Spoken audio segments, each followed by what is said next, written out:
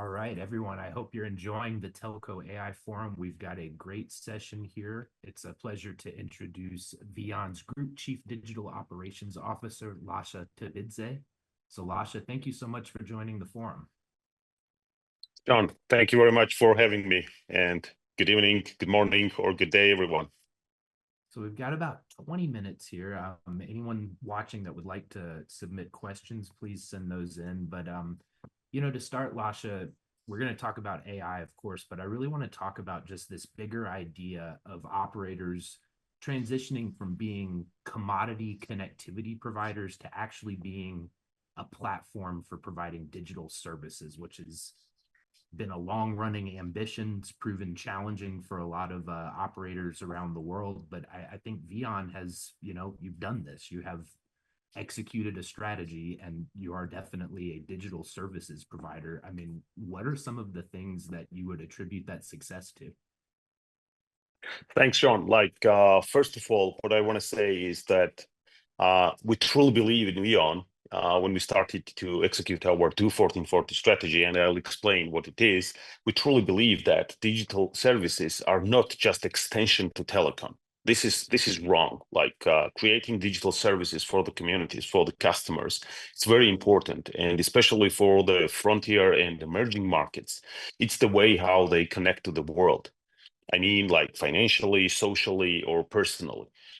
So when we started our Do 1440 digital operator 1,440 minute strategy, there are specifically 1,440 minutes a day. And we wanted to be really relevant to all the customers every single minute a day. And that was the foundation and the cornerstone how we started to change our strategy.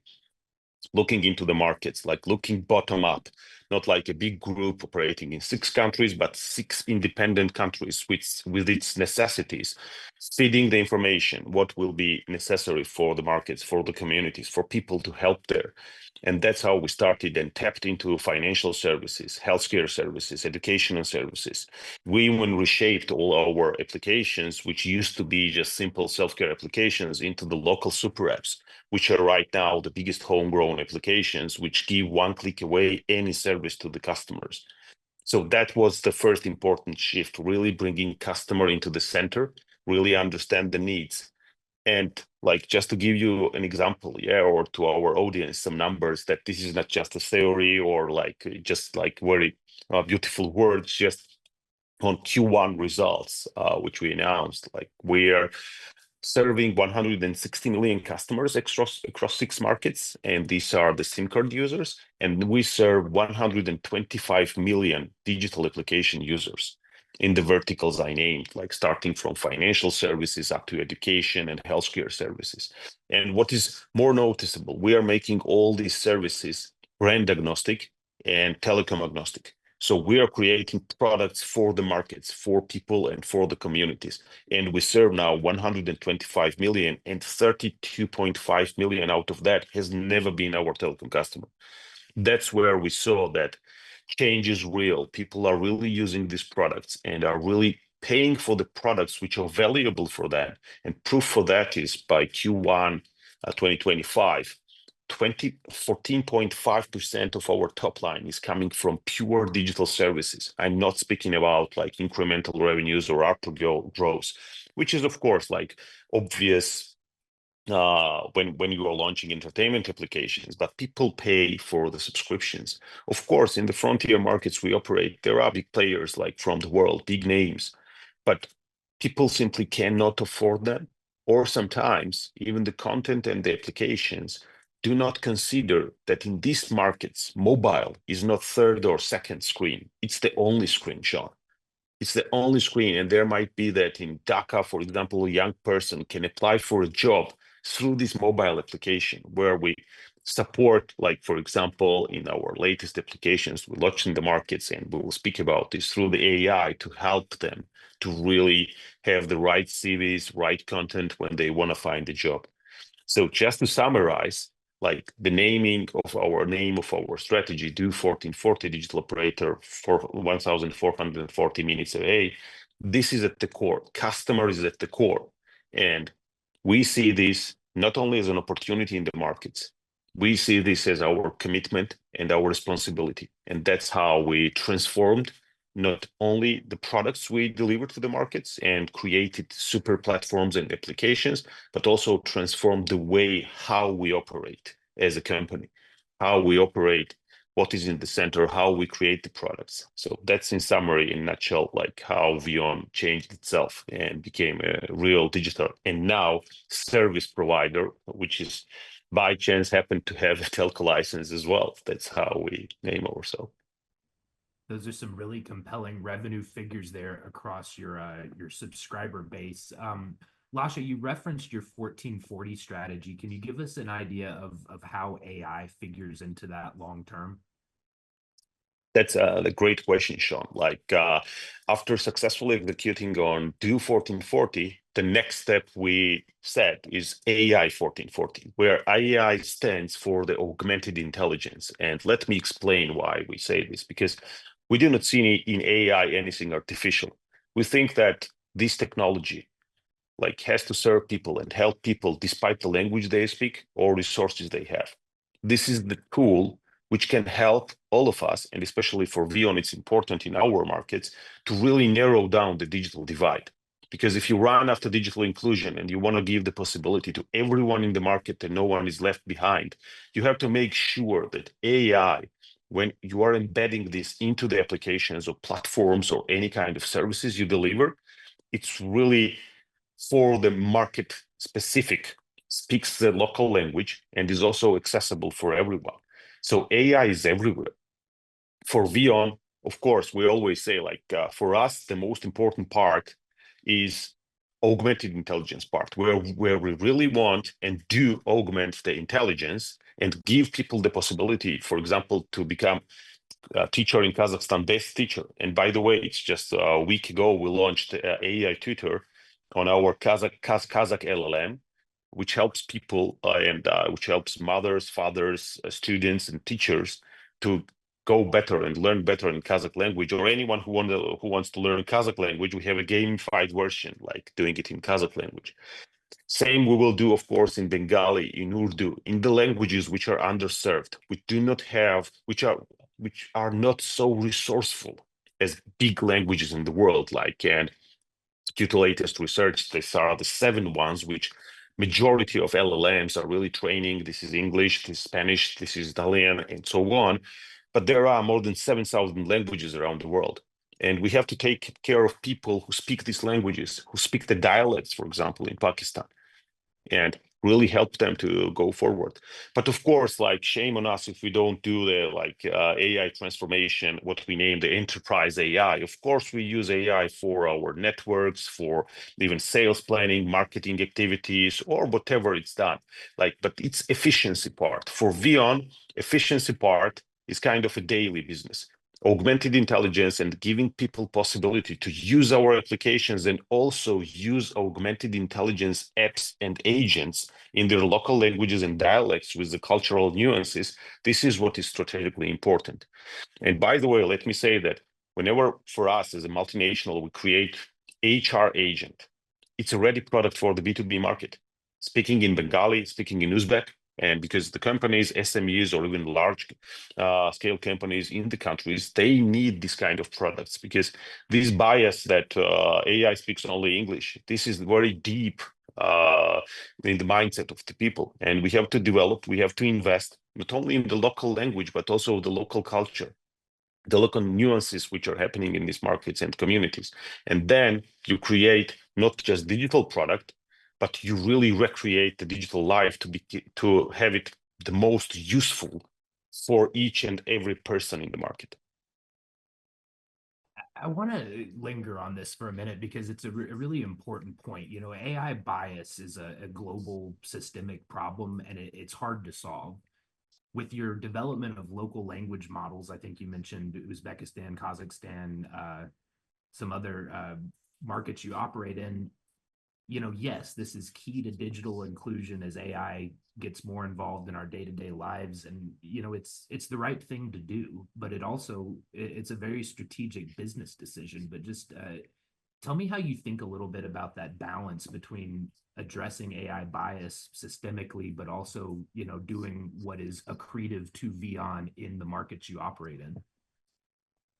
That's a good question, Sean. Like, first of all, let me start that we never say that VEON or any of the telecoms should compete with the hyperscalers. So this is of course, I don't think this will be a right strategic decision for anyone, because the big foundational models, of course, they are very useful and you can use them to do something you want. But for example, when we started the Kazakh language model together with GSMA Foundry and Barcelona Supercomputing Center, we started small with just 1 billion, 2 billion parameters. Then we went up to 70 billion parameters. And of course, the data we were training these models, it's much more effective and efficient and really like gives you more thoughtful answers than any other big AI product in the world.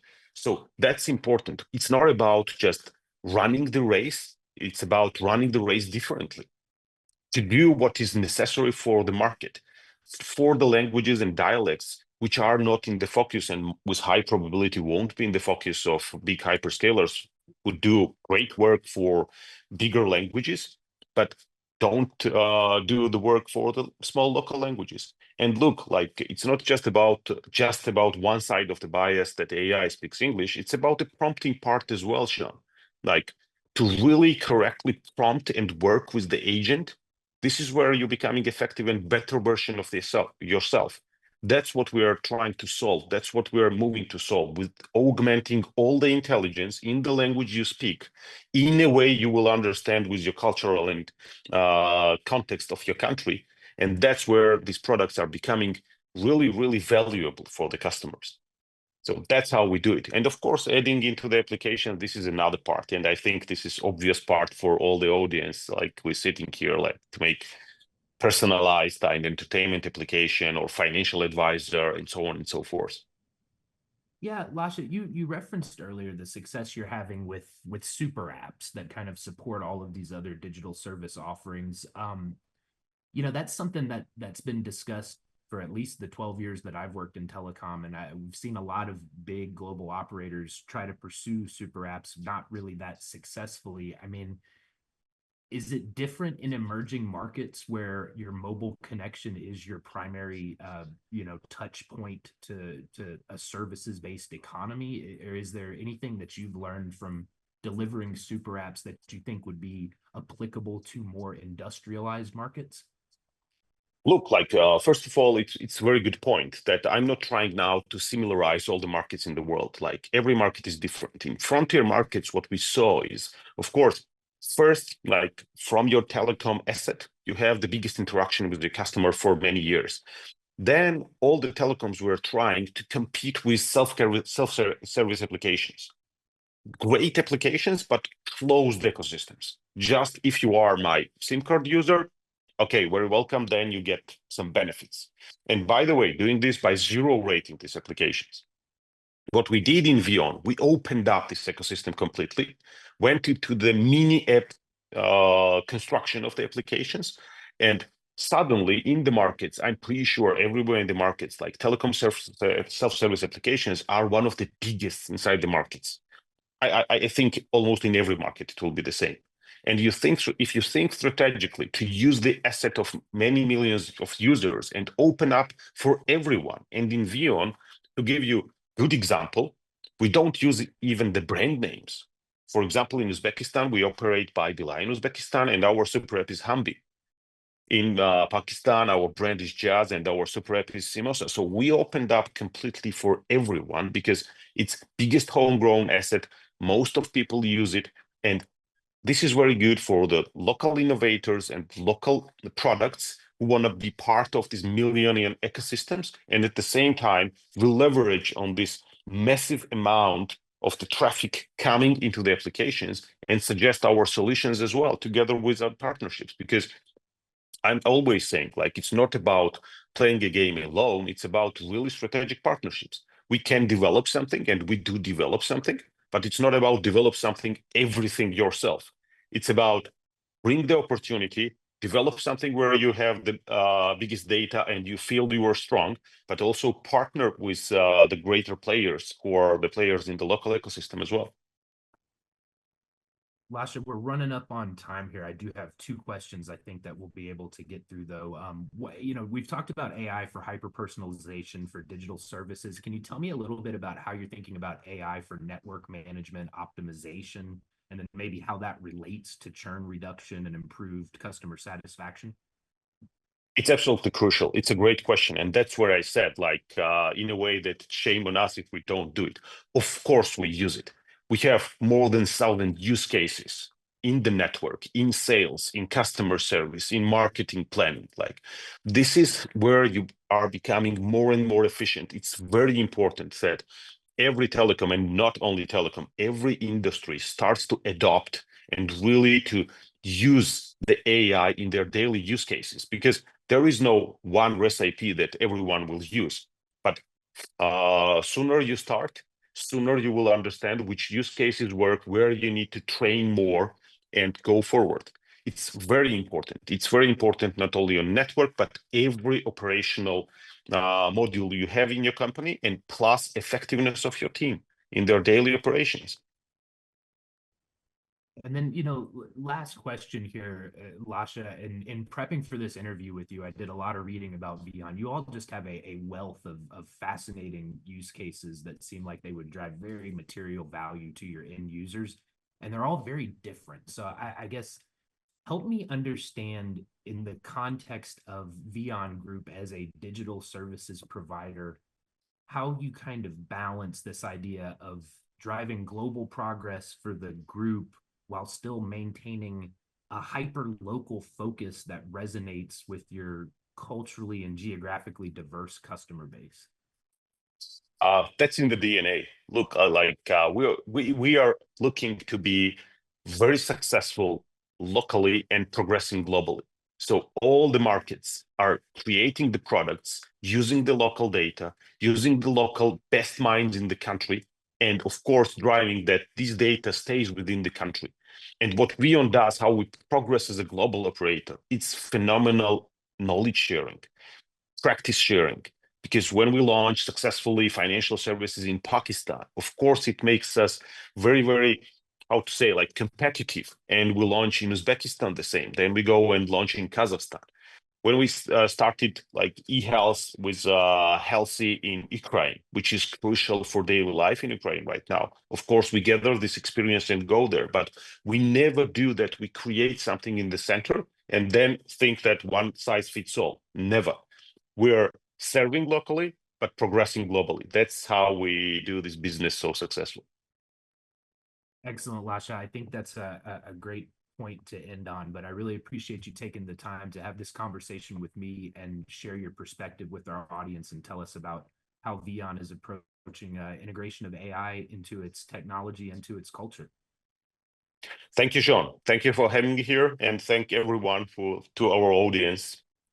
I really hope that we'll have more and more discussions in the future, and thanks for having me today. So thank you again. And for everybody watching, rejoin us momentarily for a presentation on agentic AI. So look forward to that. Thanks again, Lasha.